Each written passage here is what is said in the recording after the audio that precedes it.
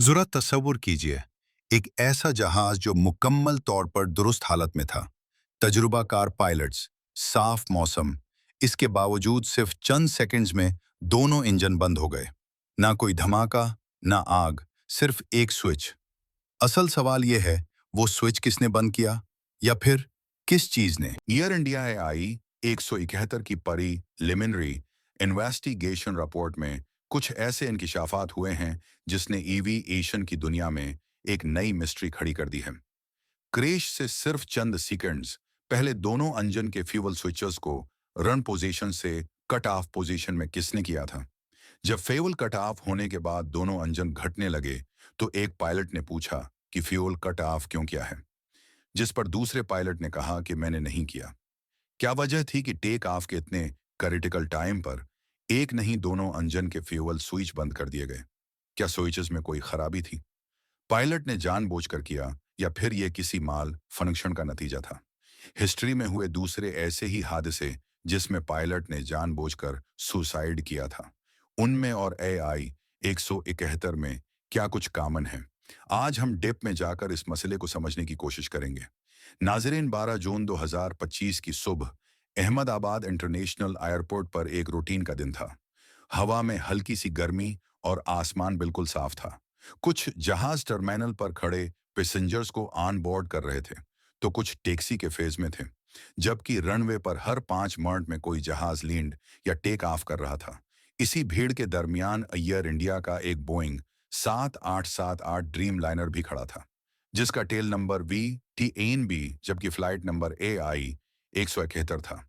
ये जहाज आज के दिन ही 2 घंटे पहले दिल्ली से अहमदाबाद आया था और अब ये अहमदाबाद से लंदन जाने के लिए बिल्कुल तैयार था।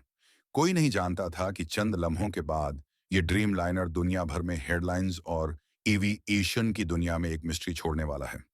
काकपट में छपन अय्यर के कप्तान सुमित सबरवाल मौजूद थे, जिनका टोटल फ्लाइंग एक्सपीरियंस 15,600 घंटे बताया जा रहा है, जिसमें से 8,200 घंटे घंटे उन्होंने उसी बोइंग 787 पर हासिल किया। जबकि को पायलट, जिन्हें फर्स्ट ऑफिसर भी कहा जाता है, 32 अय्यर के कलायु कुंडर थे, जिनका टोटल एक्सपीरियंस 3,400 आवर्स और बोइंग 787 को वो टोटल 1,128 आवर्स फ्लाई कर चुके थे। रिपोर्ट में बताया गया है कि दोनों पायलट्स ने फ्लाइट से करीब 1 घंटा पहले ब्रीथ एनालाइजर टेस्ट पास किया और फ्लाइट के लिए बिल्कुल परफेक्ट पाए गए। यही CM एयरक्राफ्ट VTNB दिल्ली से फ्लाइट AI-423 ऑपरेट करते हुए अहमदाबाद पहुंचा था। पिछली फ्लाइट में एक छोटा सा टेक्निकल इशू आया था, जिसे एयरक्राफ्ट मेंटेनेंस इंजीनियर ने ट्रबल शूटिंग करके क्लियर कर दिया। अब यह जहाज अपनी अगली परवाज के लिए बिल्कुल तैयार था। फ्लाइट AI 171 में टोटल 230 पैसेंजर्स थे। इन्वेस्टिगेशन रिपोर्ट में लिखा गया है कि जहाज में 24,200 किलो फ्यूल भरा गया और उसका टेक ऑफ वेट 2,13,400 किलो था, जो बोइंग 787 के लिहाज से बिल्कुल नॉर्मल रेंज में आता है। जहाज में किसी खतरनाक सामान की मौजूदगी के निशानात भी नहीं मिले। सब कुछ मामूल के मुताबिक था। बोर्डिंग होने के बाद एयर ट्रैफिक कंट्रोल टावर की रिकॉर्डिंग्स के मुताबिक 1 बजकर 13 मिनट पर एयरक्राफ्ट ने टर्मिनल से पुश, बीक और स्टार्ट अप की परमिशन मांगी। 1 बजकर 33 मिनट और 45 सेकेंड्स पर ATC ने एयरक्राफ्ट को रनवे 23 पर लाइन अप होने की इंस्ट्रक्शंस दी। उस वक्त विंड स्पीड 46 यानी तकरीबन 11 किलोमीटर पर आरज थी। मौसम बिल्कुल साफ और विजिबिलिटी 1,000 मीटर्स रिकॉर्ड की गई। कहने का मतलब है कि सब कुछ एक नॉर्मल टेक ऑफ के लिए बिल्कुल परफेक्ट था। टेक ऑफ की परमिशन मिलने के बाद 1 बजकर 37 मिनट और 37 सेकंड पर पायलट ने थ्रस्ट लीवर ऊपर करके स्पीड अप होना शुरू किया। याद रहे कि इस फ्लाइट में टेक ऑफ को पायलट कलायु कुंडर कर रहे थे, जबकि कप्तान सुमित का रोल सिर्फ मॉनिटरिंग करने का था। Enhanced air boron flight recorder data के मुताबिक एयरक्राफ्ट ने एक 24 मिनट और 38 सेकंड पर V1 स्पीड हासिल कर ली। ये एक 153 नाटिस या फिर 263 किलोमीटर पर आर की स्पीड होती है, जिसके बाद टेक ऑफ को अबॉर्ट करना मुमकिन नहीं होता। 2 सेकंड्स के बाद VR की स्पीड भी हासिल हो गई, जो 155 नाटिस होती है, और फिर एक 24 मिनट और 29 सेकंड पर एयरक्राफ्ट ने टेक ऑफ कर लिया। यहां तक जो कुछ भी हुआ सब कुछ नॉर्मल था। सीसीटीवी फुटेजेस में भी देखा जाए तो लिफ्ट ऑफ तक सब कुछ नॉर्मल दिख रहा है। लेकिन उसके बाद जो हुआ उसने सब कुछ बदल दिया। तकरीबन 3 सेकंड्स के बाद एयरक्राफ्ट ने 180 नॉट्स की स्पीड भी अचीव की, जिसका मतलब है कि टेक ऑफ के 3 सेकंड्स बाद तक भी इंजन थ्रस्ट पर प्रोड्यूस कर रहा था। एनहांस्ड एयरक्राफ्ट फ्लाइट रिकॉर्डर की मदद से मालूम पड़ा कि उसके फौरन बाद इंजन 1 और इंजन 2 के फ्यूल कट ऑफ स्विचेस एक के बाद एक सिर्फ 1 सेकंड के वक्फे से रन पोजीशन से कट ऑफ पोजीशन में तब्दील हो गए। इंजन की फ्यूल सप्लाई अब कट गई और उनकी N1 और N2 वैल्यूज तेजी से गिरने लगी, यानी इंजन का थ्रस्ट तेजी से कम होने लगा। काकपट वॉइस रिकॉर्डर, जिसमें काकपट की तमाम आवाजें रिकॉर्ड होती हैं, मैं सुना गया कि ठीक इसी पॉइंट पर एक पायलट कहता है कि तुमने फ्यूल स्विच क्यों कट किया है, और अगले ने बोला कि मैंने नहीं किया। इन्वेस्टिगेशन टीम को अभी तक ये नहीं पता चला कि किस पायलट ने यह सवाल किया और किस पायलट ने जवाब दिया।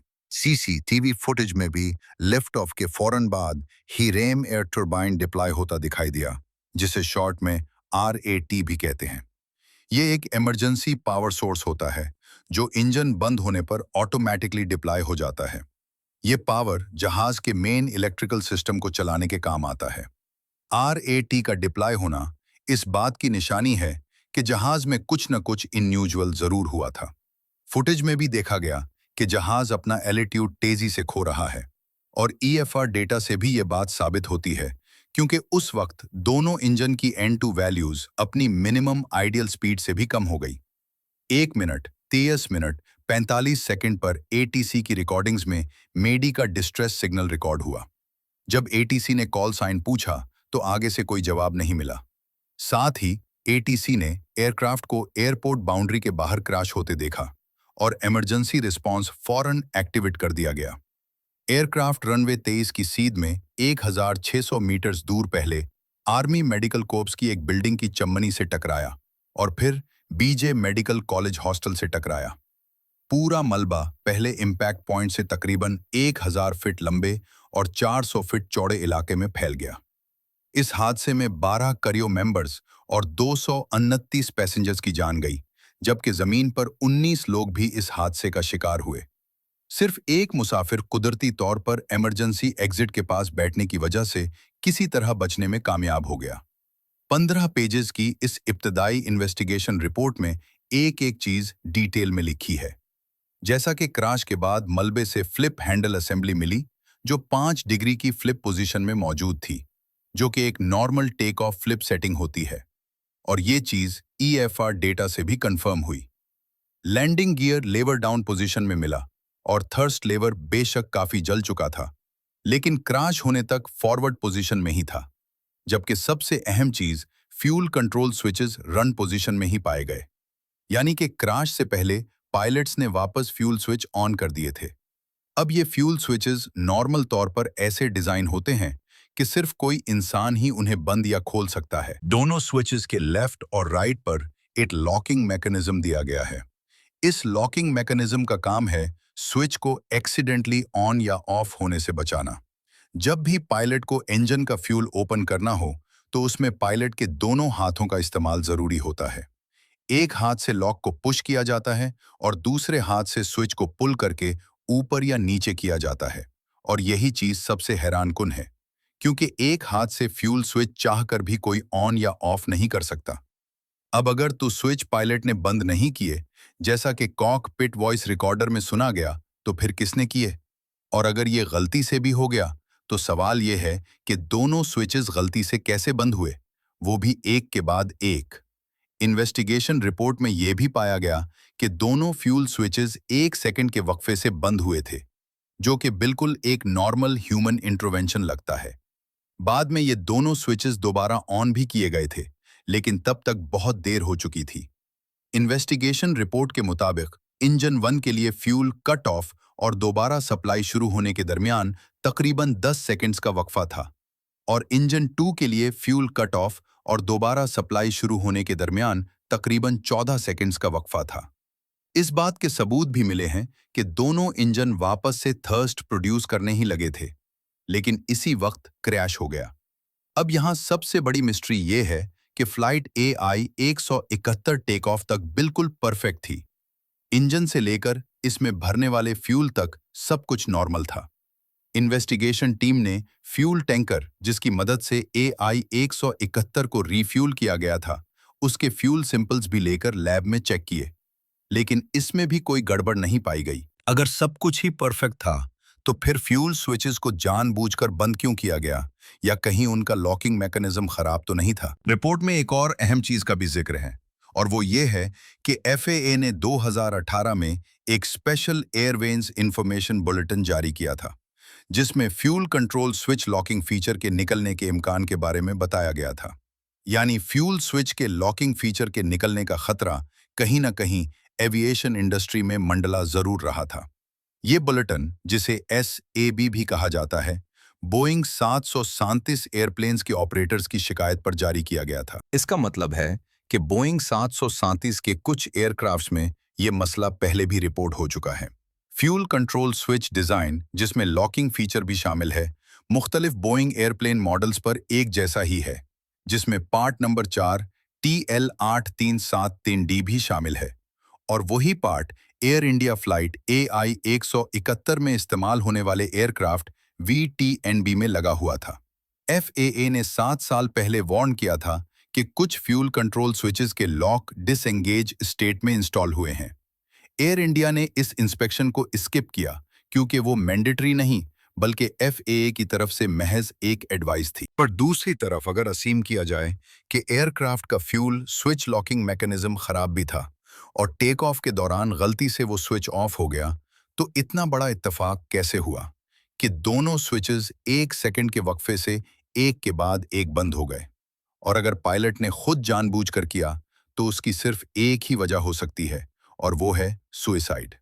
पर क्या वाकई ये सुइसाइड था या नहीं? 2015 में जर्मन विंग्स फ्लाइट 9525 के को पायलट ने कॉकपिट को अंदर से लॉक कर दिया। जब कैप्टन बाथरूम यूज करने गया था, कॉकपिट वॉइस रिकॉर्डर से पता चला कि उसने जानबूझकर प्लेन को एल्बस के पहाड़ों से टकराया। बाद में पता चला कि को पायलट का मेंटल हेल्थ रिकॉर्ड पहले से खराब था। आज हमने एयर इंडिया फ्लाइट 171 का वो राज देखा जो शायद कभी मुकम्मल तौर पर सामने ना आ सके। लेकिन असल सवाल ये है, अगर आप इस जहाज में मौजूद होते, तो क्या आप भी इसी तरह ये यकीन कर लेते कि सब कुछ ठीक है? अगर आपको इस किस्म की पुरअसरार और हकीकी फजाई कहानियां पसंद हैं, तो चैनल को सब्सक्राइब करें, वीडियो को लाइक करें और कमेंट में ज़रूर बताएं, आपके ख्याल में यह हादसा एक गलती थी या कोई छुपा हुआ राज? मुलाकात होगी अगली वीडियो में एक और इनकहे सच के साथ। एयर इंडिया फ्लाइट 171 हमें ये याद दिलाती है कि आसमान सिर्फ परवाज ही नहीं देता, कभी कभी अपने राज भी छुपा लेता है।